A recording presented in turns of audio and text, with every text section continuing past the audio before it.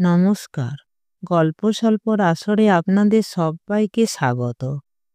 আজ আমি আপনাদের সরোজকুমারী দেবীর লেখা একটি গল্প পাঠ করে শোনাব। গল্পের নাম পূজার ছুটি। হরিহরপুরের জমিদারদের ছোট তরফের গৃহিণী নিত্যকালী যখন পালিতা কন্যা বিবাহের পাত্রানুসন্ধানে বৎসরাগতি বিবিধ চেষ্টার পরও বারবার নিরাশ হইয়া দিন দিন উত্তপ্ত হইয়া উঠিতেছিলেন, সেই সময় একদিন প্রভাতে সহসা বাড়ির পুরোহিত হীরেন্দ্র ভট্টাচার্য মহাশয় আসিয়া সহাস্যমুখে সংবাদ দিলেন, মা, একটা সুসংবাদ আছে। কিরণের জন্যে একটা সুপাত্রের সন্ধান পেয়েছি। গৃহিণী আশাপূর্ণা হৃদয়ে উৎসুক নেত্রে ভট্টাচার্য মহাশয়ের কথার অবশিষ্ট অংশ শুনিবার প্রতীক্ষা করিতে লাগিলেন। ভট্টাচার্য মহাশয় তখন সবিস্তারে যাহা বলিলেন তাহার সংক্ষিপ্ত মর্ম এই। গতকল্য তাহার কোনো প্রয়োজনে তিনি গ্রামান্তরে গিয়াছিলেন। ফিরিবার সময় অত্যন্ত ক্লান্ত ও পিপাসিত হইয়া পুষ্করণী তটে গিয়া একটি অচেনা যুবককে ছিপ ফেলিয়া মাছ ধরিতে দেখেন। কথা প্রসঙ্গে তিনি জানিতে পারেন যে উক্ত গ্রামের বাড়ুজ্যেরা তাহাদের মেয়ের সহিত বিবাহ দিবার জন্য ছেলেটিকে কলিকাতা হইতে আনিয়াছে, কিন্তু ইহাদের মেয়েটি কালো বলিয়া যুবকের বিবাহে ইচ্ছা নাই, শীঘ্রই সে ফিরিয়া যাইবে। তখন তিনি কিরণের কথা তাহাকে বলায় সে মেয়েটিকে আগে দেখিতে চাহিয়াছে। গৃহিণী জিজ্ঞাসা করিলেন, ছেলেটি দেখতে কেমন? কত বয়স হবে? ভট্টাচার্য অতি উৎসাহী সহিত বলিলেন, মা, আমি আজ বিকেলে তাকে এখানে আনব। তুমি মেয়ে দেখাবার জোগাড় করে রাখো। সে এলেই দেখতে পাবে আমি তোমার কেমন জামাই আনছি। গৃহিণী বলিলেন, কিন্তু বাড়ুজ্যেরা তাকে ঘর জামাই করে রাখতে এনেছিল। আমাদের এখন যেরকম অবস্থা তাতে আমি তার সকল ভার তো নিতে পারব না। সেটা তো ভেবেছেন? ভট্টাচার্য মহাশয় তাহার শিখা সমেত মস্তকটি আন্দোলন করিতে করিতে বলিলেন, মা, তুমি আমাকে কি এতই বোকা ঠাউরেছ নাকি? আমি সেসব বিষয় না ঠিক করে কি মেয়ে দেখাবার কথা দিয়েছি? আমি তাকে স্পষ্টই বলেছি যে আমরা ঘর জামাই রাখতে পারবো না, নিজেকে নিজের উপায় করে নিতে হবে। তবে তুমি যেমন পিতৃমাতৃহীন তেমনি এখানেই চিরকাল থাকবে। আমরাই তোমাদের দেখাশোনা করব এবং পরে সুবিধা মতো তোমায় বাড়ি ঘর করে দেব। এই পর্যন্ত সে তাতে রাজি আছে। এইবার গৃহিণীর মুখ প্রফুল্ল হইল। তিনি ভট্টাচার্য মহাশয়ের কথা মতো ব্যবস্থা করিতে নিযুক্ত হইলেন। যেদিন একমাত্র নরেন্দ্রকে লইয়া 17 বৎসর বয়সে নৃত্যকালে বিধবা হইয়াছিলেন, সে আজ 18 বৎসর পূর্বের কথা। নরেন তখন 1 বৎসরের। তখন তাহাদের একান্নবর্তী সংসার ছিল। কিরণের পিতায় সংসারের ও সম্পত্তি সর্বময় কর্তা ছিলেন ও পিতৃহীন ভ্রাতুষ্পুত্রকে পরম স্নেহে প্রতিপালন করিতেছিলেন। নরেনের জন্মের 5 বৎসর পরে কিরণের জন্ম। তাহাকে 10 দিনে রাখিয়া সূতিকাগৃহে তাহার মাতার মৃত্যু হয়। তদবধি কিরণ কাকিমা স্নেহে করে মানুষ হইয়াছে। তাহাকে মা বলিয়া ডাকে।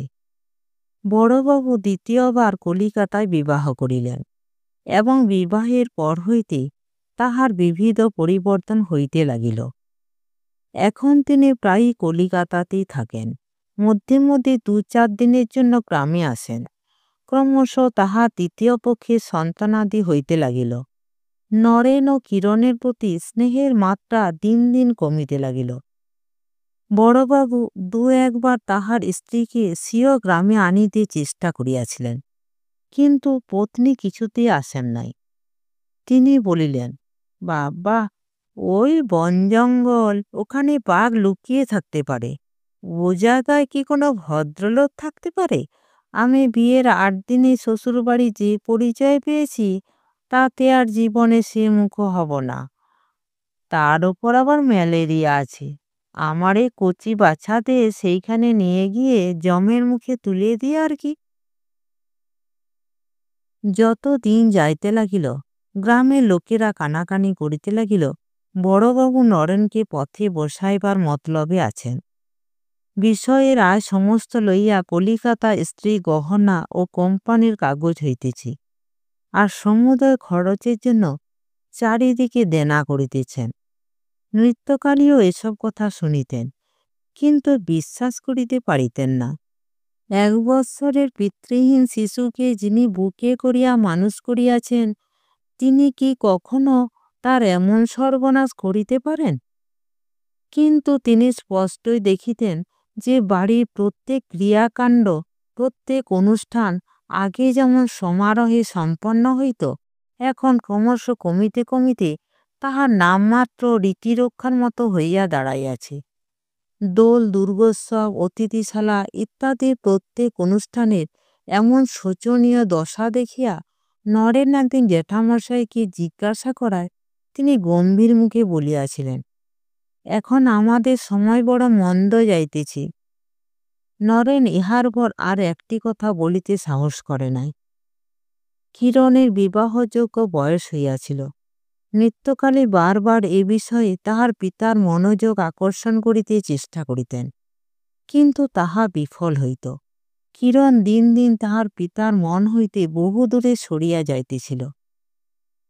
এইরূপে যখন সকলেরই মনে বড়বাবুর প্রতি অসন্তোষের মাত্রা বাড়িয়া উঠিতেছিল, তখন একদিন সহসা কলিকাতায় বড়বাবু ইহলোক ত্যাগ করিলেন।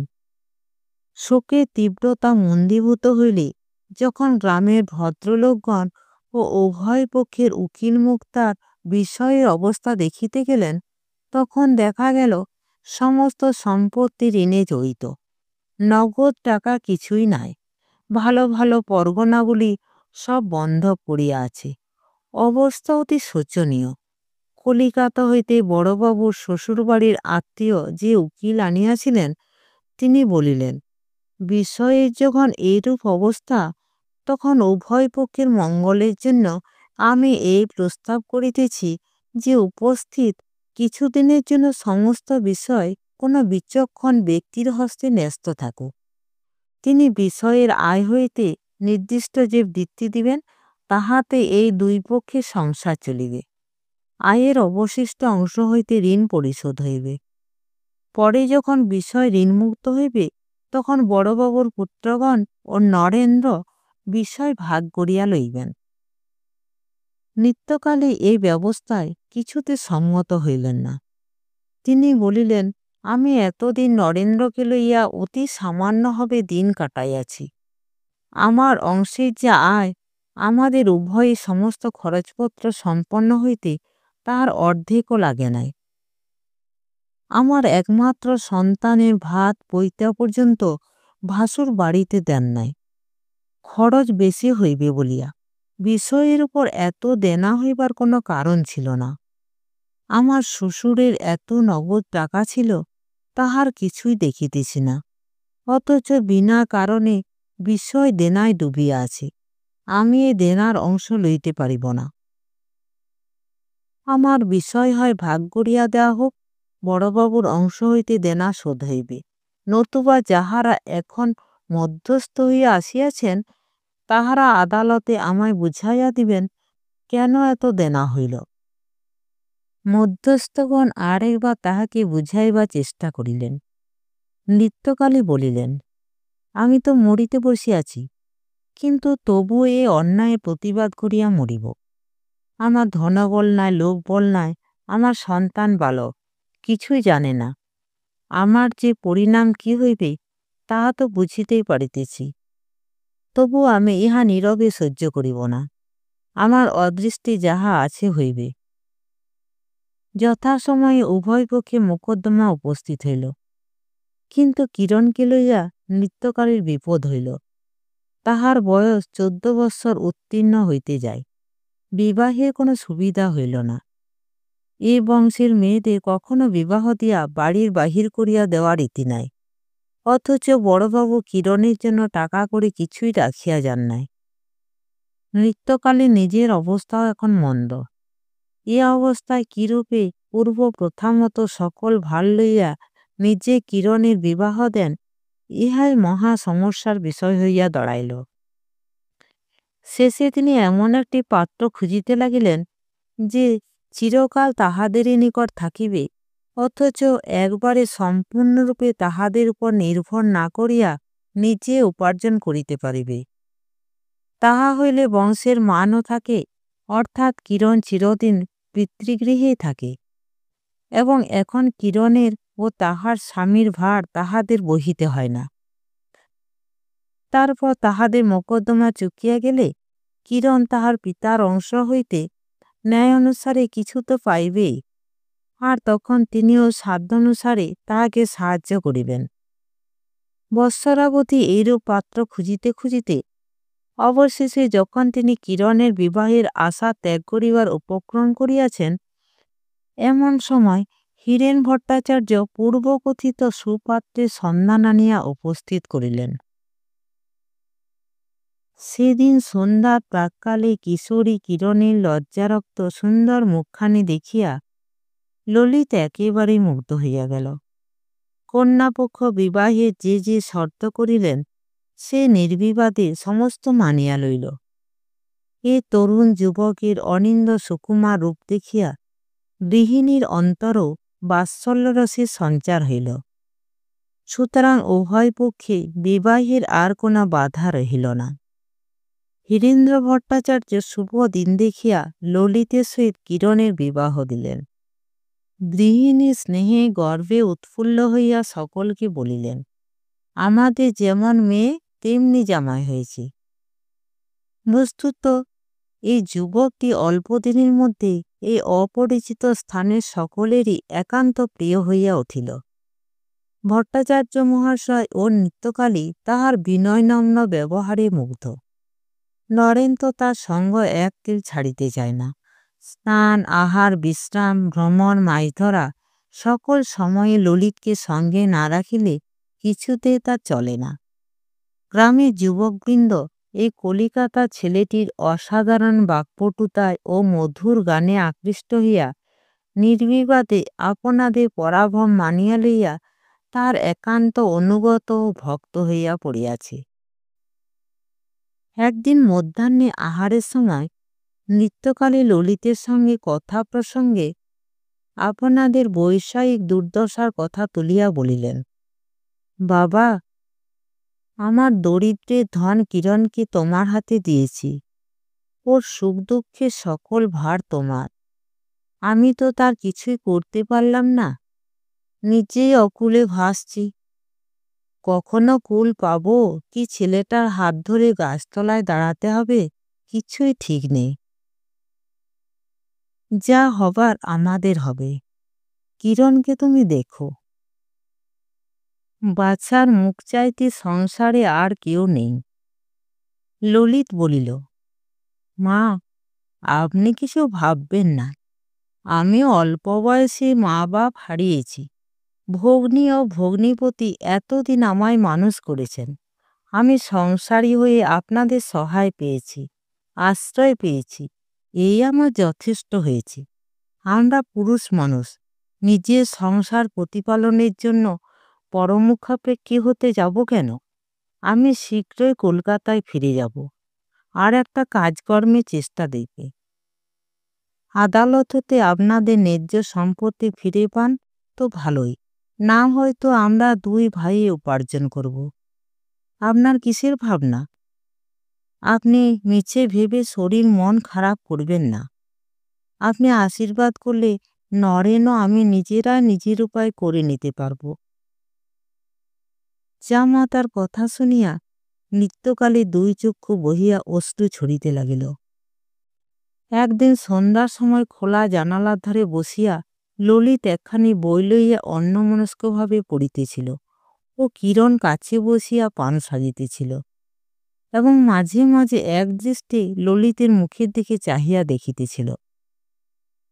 তাহার ক্ষুদ্র হৃদয়টি স্বামীর প্রতি প্রেমে পূর্ণ হইয়া গিয়াছে।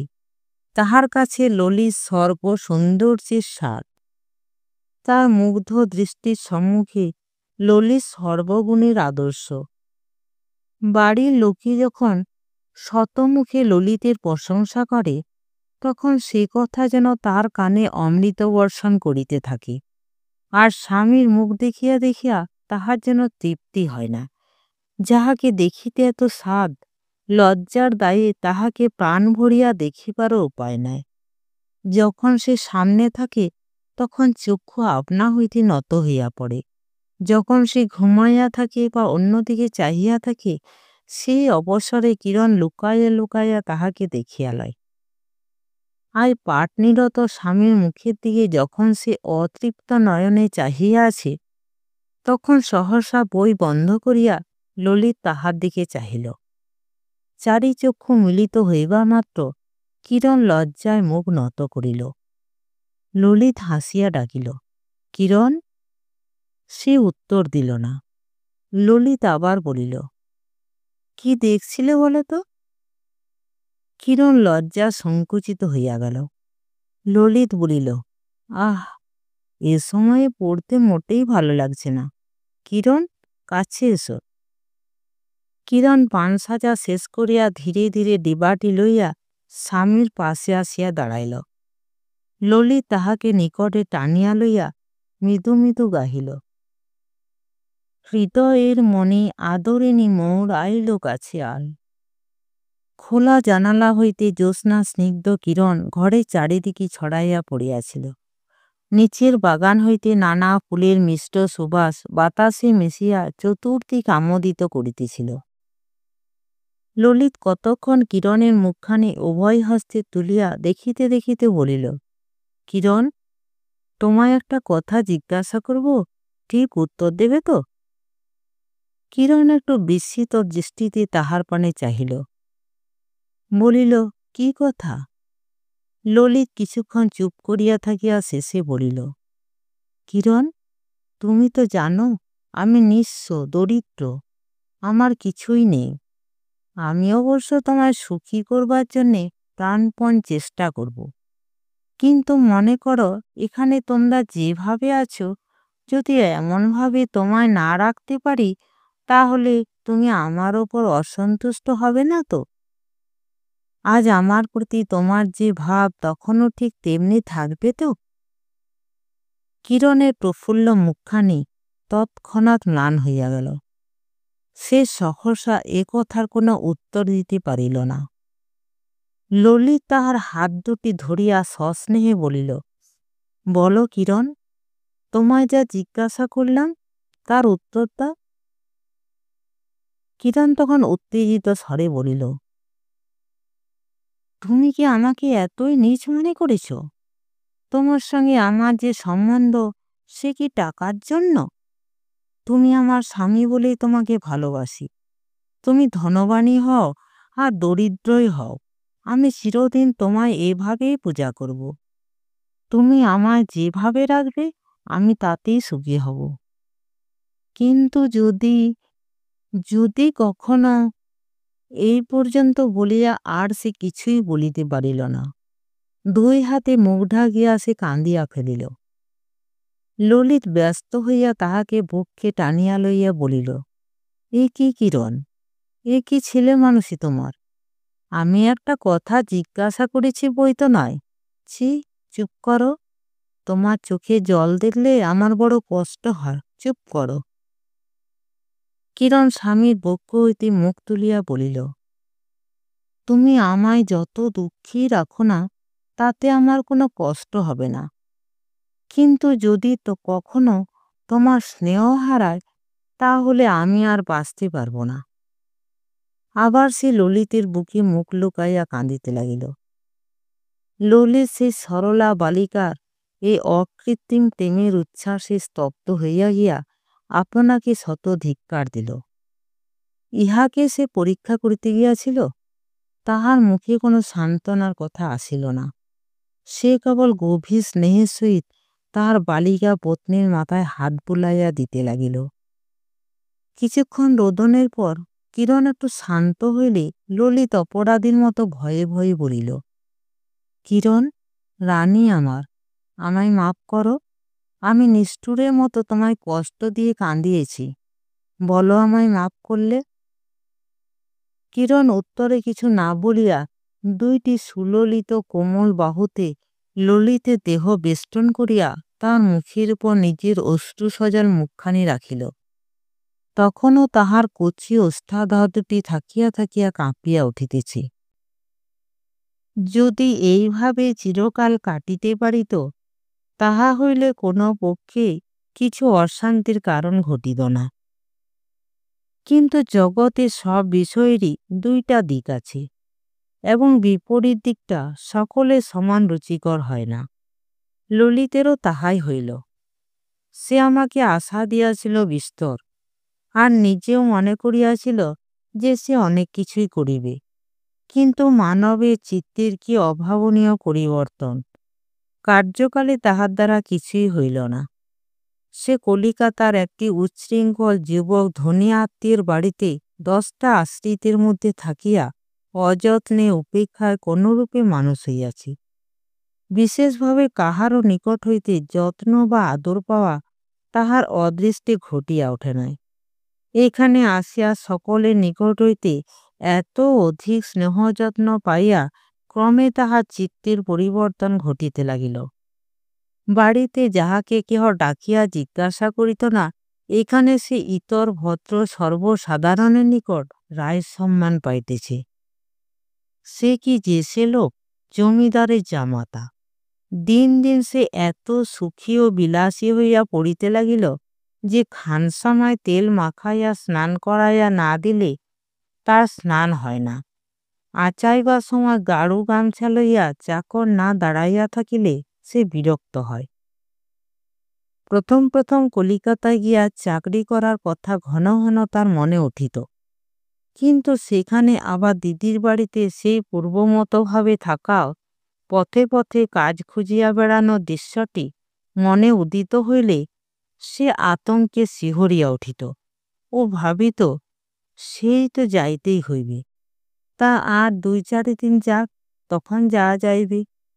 কিন্তু এমনই তার আলস্যপ্রিয় প্রকৃতি যে এই 2-4 দিন শেষ হইতে হইতে ক্রমশ 6 মাস হইয়া গেল, কিন্তু তাহার বাহির হইবার কোনো লক্ষণ দেখা গেল না। এদিকে নরেনের যে মামলা চলিতেছিল তাহাতে প্রতিপক্ষের কথায় ন্যায্য বলিয়া প্রমাণ হইতেছিল। উপর্যুপরি 2-3টি মামলায় নরেন হারিল। গ্রামের অনেকে বিপক্ষ দলে যোগ দিয়াছিল। কেবল 2-4 জন প্রাচীন ধর্মভীরু কর্মচারীর সাহায্যে ও নিজ অলঙ্কার বিক্রয় করিয়া সেই অর্থে নৃত্যকালী মোকদ্দমা করিতেছিলেন। সুতরাং দিন দিন তাহাদের অবস্থা শোচনীয় হইয়া দাঁড়াইতেছিল। নানা দুঃখে দুশ্চিন্তায় অভাবে নৃত্যকালী চতুর্দিক হইতে জড়াইয়া পড়িয়া দিন দিন উত্ত্যক্ত হইয়া উঠিতেছিলেন। নরেন তো পথে দাঁড়াইয়াছে বলিলেই হয়। তার উপর ললিতের আচরণ দেখিয়া তিনি অন্তরে অন্তরে ক্ষুব্ধ হইয়া উঠিতেছিলেন। জামাই মানুষ, জোর করিয়া কিছু বলাও যায় না। সে তো সব দেখিয়া শুনিয়া বেশ আরামে দিন কাটাইতে পারিতেছে। একে তো পিতৃমাতৃহীন নিঃস্ব দেখিয়াই বিবাহ দিয়াছেন, তাহার উপর নিজে সাহায্য করিবার ক্ষমতাও গেল।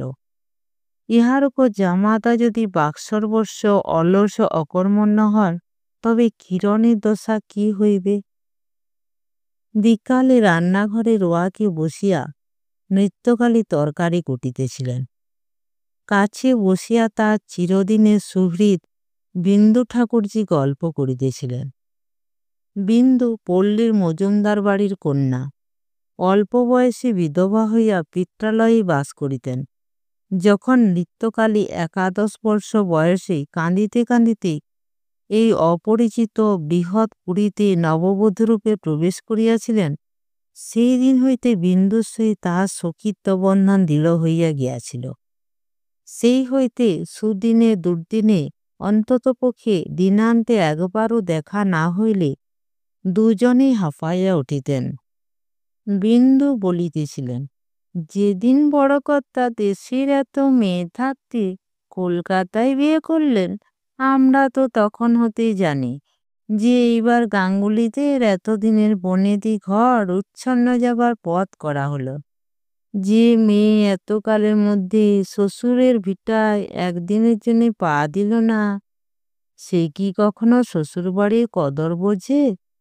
আমরা তো ছোটবেলা হতে দেখে আসছি বড় কর্তা কি প্রকৃতির মানুষ ছিলেন। সেই মানুষটাকে কি মন্ত্র দিয়ে কি করেই ফেললে। একদিনের জন্যে মেয়েটার মুখ চাইতে দিলে না, ছেলেটাকে পথে বসালো। ছি ছি ছি, এ কি কম ঘেন্নার কথা? নিত্যকালী অঞ্চলে চক্ষু মুছিয়া বলিলেন, আমি আর কার দোষ দেব বলো ঠাকুরজি? সবই আমার অদৃষ্টের দোষ।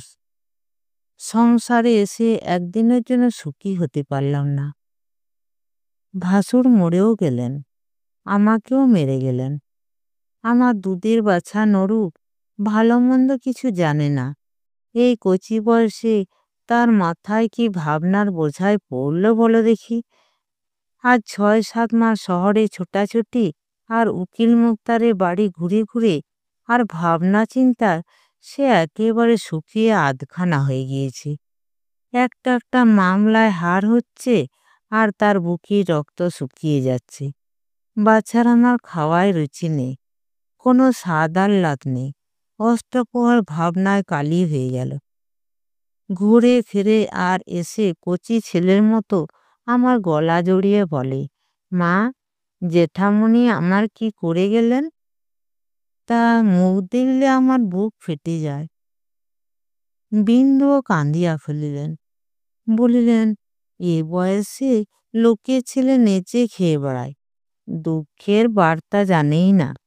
এই কচি বয়সে বাচ্চার এত দুর্দশা, সবই তোমার কপালের দোষ, তাছাড়া আর কি বলবো? নিত্যকালী আবার বলিলেন, আরও দেখো, বিয়ে দিয়ে একটা পরের ছেলে ঘরে নিয়ে এলাম, সেও কপাল গুনে এমন হলো। এই তো আমাদের অবস্থা দেখছে। এখন কোথায় নিজের চেষ্টা চরিত্র নিজে করবে তা না বেশ নিশ্চিন্ত হয়ে আমাদেরই গলগ্রহ হয়ে বসে আছে।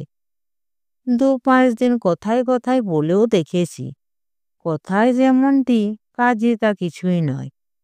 মেয়ের ভাগ্যে যে এরপর কি হবে তাও জানি না। বিন্দু বলিলেন, দেখো ছোট বউ, তুমি রাগই করো আর যা করো, এই কথাটি আমি তোমার মেনে নিতে পারিনে। তুমি এ বিয়ে দিয়ে অন্যায় করেছ। ও জামাই যদি নিজে রোজগার করে ঘরকন্না করবে মনে করতো, তাহলে কি কখনো বাড়ুজ্যেদের বাড়ি ঘর জামাই হয়ে থাকতে আসতো? এটা তো তোমরা বুঝলে না। ভালো করে দেখা না, শোনা না, ৫ জনের পরামর্শ নিলে না, হঠাৎ কাজ করে বসলে। সে এখন দিব্যি আরামে আছে, কেন কষ্ট করতে যাবে? জানে মেয়ের জন্যে আমার সকল উৎপাত এরা সহ্য করবে। কিরণ এতক্ষণ নীরবে বসিয়া শাক বাছিতেছিল। পিসিমার এই তীব্র আলোচনা শুনিয়া তাহার চোখ মুখ লাল হইয়া উঠিল। দুঃখে অভিমানে তাহার বুক ফাটিয়া কান্না আসিল। সে আপনাকে সামলাইবার জন্য শাক বাছা ফেলিয়া সেখান হইতে উঠিয়া চলিয়া গেল। পিসিমা তাহার রকম দেখিয়া অবাক হইয়া গালে হাত দিলেন। গৃহিণীও বিরক্ত হইয়া বলিলেন, মেয়ে রকম দেখছ একবার? আমি কেবল ওর ভাবনা ভেবে মরছি, ও কি তা বোঝে? ও এখন আর সে কিরণ নেই। জামাইকে একটি কথা বললে মেয়ে একেবারে কেঁদে কেটে অনর্থ করবে। তারপর একটু থামিয়া আবার বলিলেন, আর না হবেই বা কেন? এখন তো আর সে ছেলে মানুষটি নেই, বড় হয়েছে, স্বামী চিনেছে। এখন ওর সামনে তার স্বামীর নিন্দা করলে তো তার কষ্ট হবে। আমাদেরই এটা অন্যায়। গৃহিণী মুখে একথা বলিলেন বটে, কিন্তু কার্যত সকল সময় তা ঘটিয়া উঠিত না। তিনি মনে মনে জামাতার প্রতি বিরক্ত হইয়াছিলেন, সুতরাং এখন তাহার ছোট বড় সকল ত্রুটি তাহার চোখে পড়িতে লাগিল। পূর্বে যাহা তুচ্ছ বলিয়া ওড়াইয়া দিয়াছেন, এখন সেই সকল সামান্য বিষয় লইয়া তিনি সর্বক্ষণ গজগজ করিতে আরম্ভ করিলেন। কিরণে প্রফুল্ল মুখখানি ক্রমে মলিন হইতে লাগিল। তবু সে প্রাণপণে ললিতকে এ সকল অশান্তির বিষয় জানিতে দিত না। একবার কথা প্রসঙ্গে সে স্বামীকে কাজকর্মে চেষ্টা করিতে অনুরোধ করিয়াছিল। ললিত তাহাতে বিশেষ মনোযোগ দেওয়া আবশ্যক মনে করে নাই। সেদিন প্রভাত হইতে আকাশ মেঘাচ্ছন্ন হইয়া রহিয়াছে ও মাঝে মাঝে টিপি টিপি বৃষ্টি পড়িতেছে। নরেন কলিকাতায় গিয়াছে। জেলা কোর্টে তাহার মোকদ্দমা হার হওয়ায় সে তাহার পক্ষীয় উকিলের পরামর্শে সর্বস্ব পণ করিয়া হাইকোর্টে আপিল করিয়াছে। এইখানেই তার ভাগ্য পরীক্ষা শেষ হইবে। নৃত্যকালে রন্ধনশালায় রন্ধন করিতেছেন ও কিরণ তাহার সাহায্য করিতেছে। কর্তাভাবে একে একে দাস দাসীদের বিদায় দিতে হইয়াছে। ঝি দুইজন আগে গিয়াছিল, আর পুরাতন ভৃত্য রামচরণকে প্রভাতে জবাব দিয়াছেন। তাহা 6 মাসের বেতন বাকি পড়িয়াছিল। নৃত্যকালে বহু কষ্টে টাকাগুলি শোধ করিয়া শ্বাশ্রুনেত্রে তাহাকে বলিলেন, বাবা, এখন আমার সময় বড় মন্দ, তুমি এখন যাও। যদি কখনো দিন আসে তবে আবার তোমায় ডেকে পাঠাবো। ভৃত্য তাহাকে প্রণাম করিয়া কাঁদিতে কাঁদিতে চলিয়া গিয়াছি। ঘোর দারিদ্র ক্রমে ক্রমে তাহাদের সংসার গ্রাস করিতে উদ্যত হইয়াছে। অভাবের এই ভীষণ মূর্তি দেখিয়া নৃত্যকালীর অন্তর আতঙ্কে শিহরিয়া উঠিতেছিল। দুজনের কাহারও মুখে কথা নাই। দুজনের চিন্তা ভারাক্রান্ত হৃদয়ে নীরবে আপন আপন কর্ম করিয়া যাইতেছিল। ললিত সকালে বেড়াইতে গিয়াছিল। বেলা 12টার পর সে ফিরিয়া আসিল। প্রতিদিন তাহার ও নরেনে স্নানে জোগাড় করিয়া রাখা, উভয়কে স্নান করানো রামচরণের নির্দিষ্ট কার্য ছিল।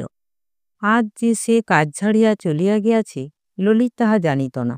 সে স্নান করিতে গিয়া কিছু প্রস্তুত দেখিতে না পাইয়া বিরক্ত হইয়া রামাকে ডাকিতে লাগিল ও তাহার গাফিলতির জন্য অত্যন্ত তিরস্কার করিতে লাগিল। গৃহিণী আজ সকাল হইতে উত্তপ্ত হইয়াছিলেন। সহসা তার ধৈর্যচ্যুতি ঘটিল।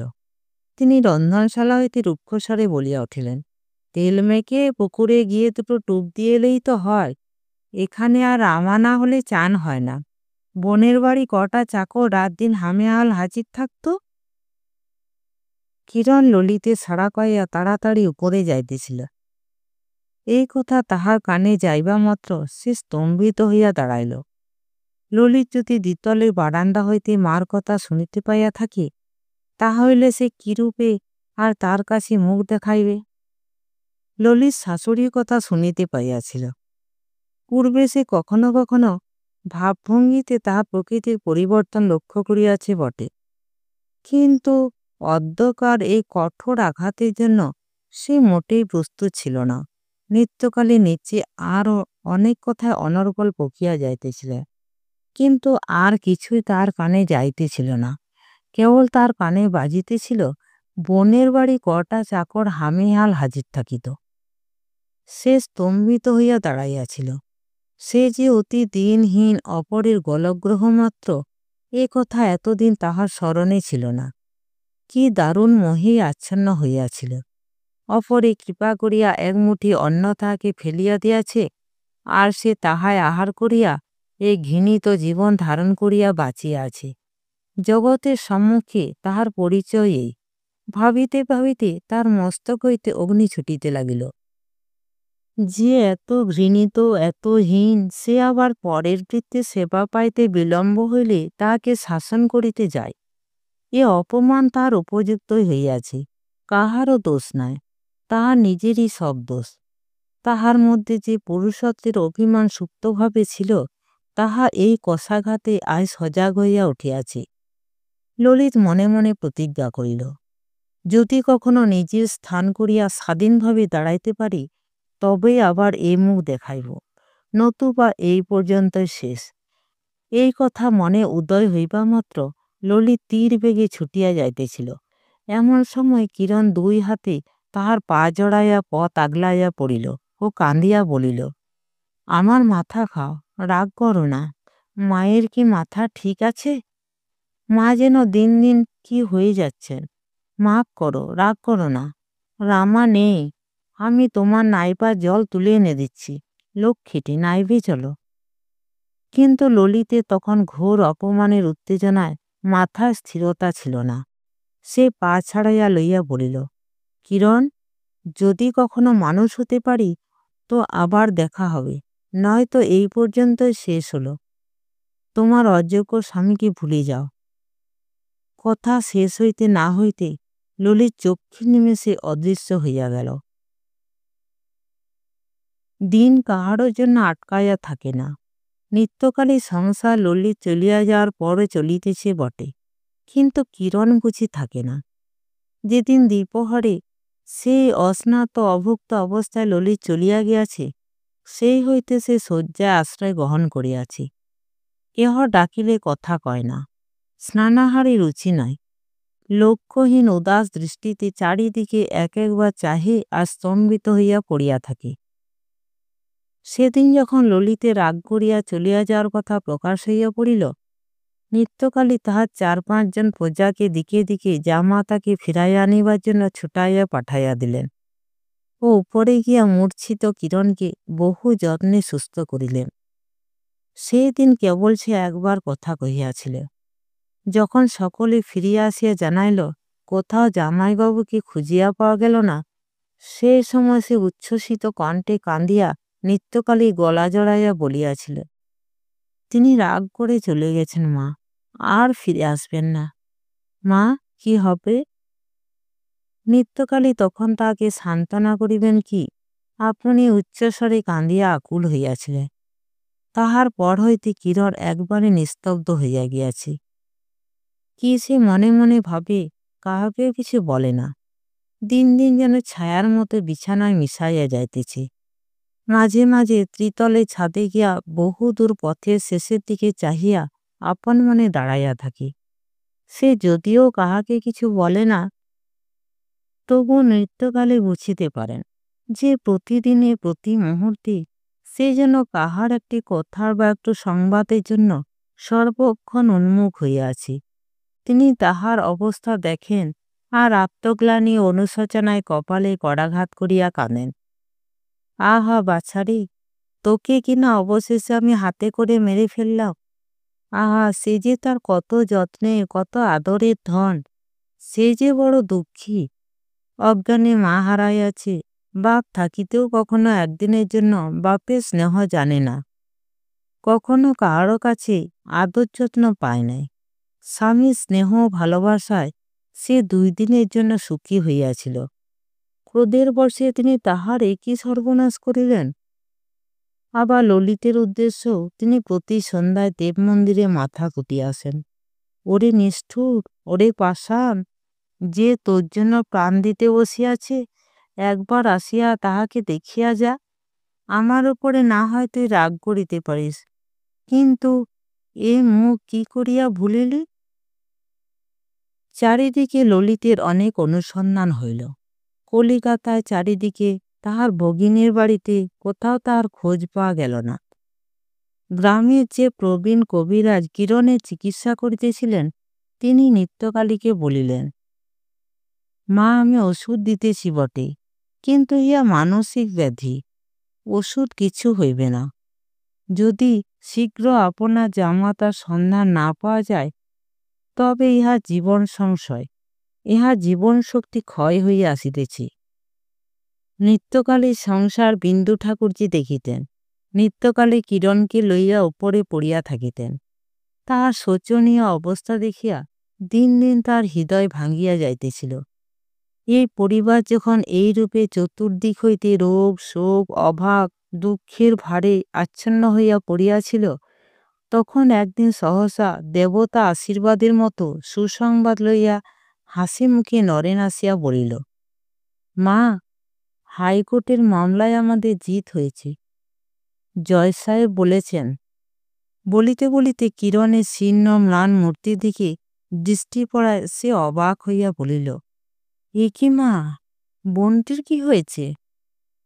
যে মামলার ফলাফলের উপর তাহাদের জীবন মরণ নির্ভর করিতেছিল তাহাতে জয়ী হইয়াছেন শুনিয়া আজ নিত্যকালীর আহ্লাদ হইল না।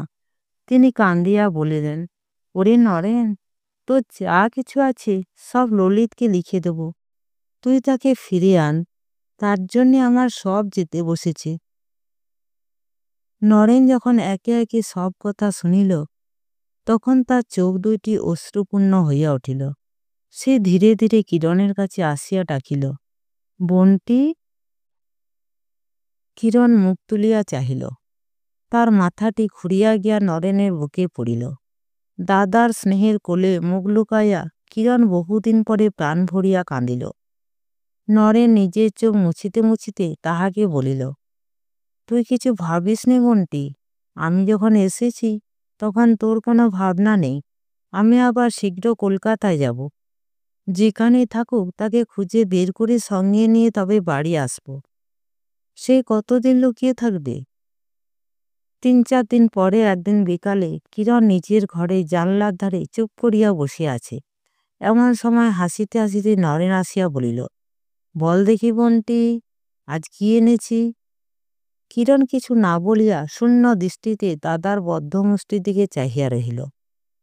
কোনো বিষয় জানিতে বা কথা কহিতে তার কোনো কৌতূহল বা উৎসাহ ছিল না। তাহাকে নিস্তব্ধ দেখিয়া নরেন হাসিয়া বলিল, বলতে পারলি নে? আচ্ছা আমি বলছি, বলিয়া তাহার গলা জড়াইয়া বলিল, ললিত খবর দিয়েছে, তোকে চিঠি লিখেছে। আমি তো বলেছিলাম কতদিন সে লুকিয়ে থাকবে। কিন্তু তুই এমনই ছেলে মানুষ, দেখ দেখি ভেবে ভেবে কি হয়ে গেছিস। বলিয়া গভীর স্নেহে তার ললার চুম্বন করিয়া কোলের উপর চিঠিখানা ফেলিয়া দিয়া নরেন বাহির হইয়া গেল। কিরণের সর্বশরীর কম্পিত হইতে লাগিল, মাথার মধ্যে ঝিমঝিম করিতে লাগিল, তার সর্বাঙ্গ ঘর্মে সিক্ত হইয়া গেল। কতক্ষণ সে অর্ধ মূর্ছিতার ন্যায় জানলার ধারে ঝুঁকিয়া রহিল। ইউ কি আবার সম্ভব? যাহার আজ 6 মাসের কোনো সংবাদ না পাইয়া সে একেবারে আশা ছাড়িয়া দিয়াছিল, আজ তাহারই সংবাদ আসিয়াছে। তবে তো তিনি কিরণকে একদিনের জন্য ভুলেন নাই। মৃদু মৃদু বাতাসে তাহার অবসন্ন দেহ একটু প্রকৃতস্থ হইলে সে কাঁপিতে কাঁপিতে চিঠিখানা খুলিল। চিঠিতে লেখা ছিল, মির্জাপুর। আমার কিরণ, আজ কতদিন পরে তোমায় চিঠি লিখছি। যেদিন দুর্জয় অভিমানের বশে তোমায় ফেলে চলে এসছিলাম তারপরে কতদিন কেটে গেছে। আমি কিন্তু একদিনের জন্য তোমার সে কাতর মুখখানি ভুলতে পারিনি। জানি আমি আমার সংবাদ না পেয়ে তুমিও যে কি কষ্টে দিন কাটাচ্ছ, কিন্তু আজ সেসব কথা দিন নয়। যেদিন আবার আমরা দুজনে মিলব সেই দিন দুজনেই পরস্পরের কথা বলবো ও শুনব।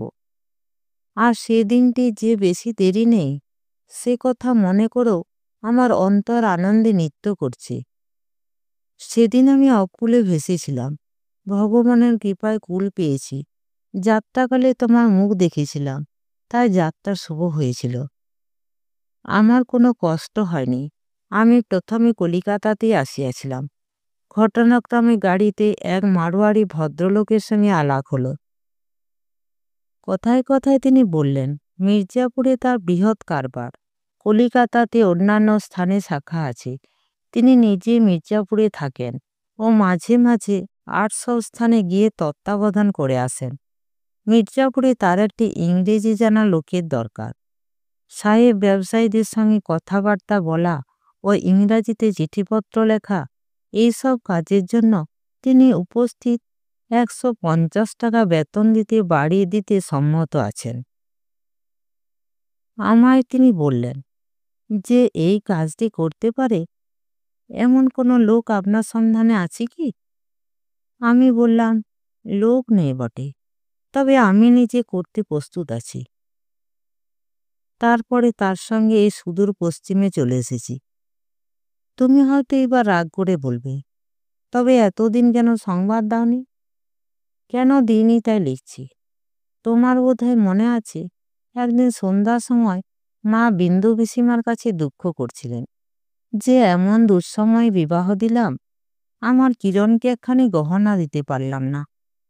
সেই কথা মনে পড়ায় আমি এই 6 মাস অপেক্ষা করে বেতনের টাকা জমিয়ে দিদিকে পাঠিয়ে দিয়েছিলাম। তিনি সেখান থেকে নতুন ফ্যাশনের গহনা গড়িয়ে তোমার জন্য পাঠিয়ে দিয়েছেন। নিজের হাতে এবারে গিয়ে তোমায় সাজাবো স্বাদ আছে। এই স্বাদটুকুর জন্য এতদিন এত কষ্ট সহ্য করেছি। এক এক সময় মনে হতো আমি কি নিষ্ঠুর যে আমাগত প্রাণ সরলা আমি ভিন্ন জানে না, তাকে আমি বিনা দোষে কি যাতনায় দিচ্ছি। কতদিন তোমার মুখ মনে পড়ে নির্জন ছাদে একলা বসে কত যে কেঁদেছি, তার কি বলবো।